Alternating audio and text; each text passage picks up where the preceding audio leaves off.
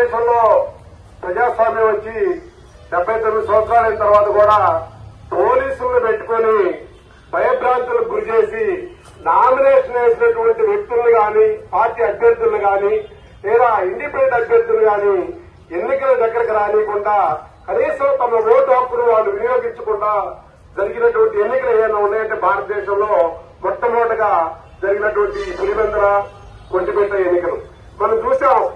DIG అక్కడే ఉన్నారు, collector అక్కడే ఉన్నారు.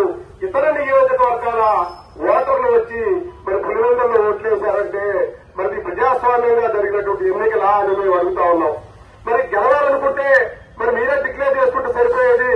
కానీ ప్రజాస్వామ్యాన్ని పూర్తి చేయడం అనేది భారతదేశ రాజ్యాంగాన్ని అవమానించడం అనేది అని మేము ఇలా ఈ పార్టీ పరంగా, వైఎస్ఆర్ పార్టీ పరంగా చెప్తా ఉన్నాం. ఒక విషయాన్ని గుర్తుపెట్టుకోవాలా, పులివెందులు అనేది రాజశేఖర రెడ్డి గారి కుటుంబానికి ఎప్పుడుండో పెట్టిన కోట.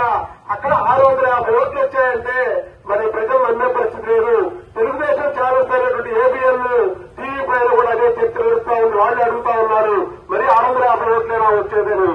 మరి అదే చూసుకుంటే ఒంటిమెట్లో 6000 ఓట్లు వైఎస్ఆర్ పార్టీకి వచ్చాయని చెప్తున్నారు. మరి మీకు అంత భయం, అంత ధైర్యం ఉంటే మరి 3 పార్టీలతో కలిసి పోటీ చేయాల్సిన అవసరం ఉంది. మీ పులివెందులో మేము గెలిచామని దెబ్బలు కలుసుకుంటా ఉన్నారు. మరి 3 పార్టీలతో పోటీ చేయకుండా సింగిల్ గా పోటీ చేసి గెలవచ్చు కదా.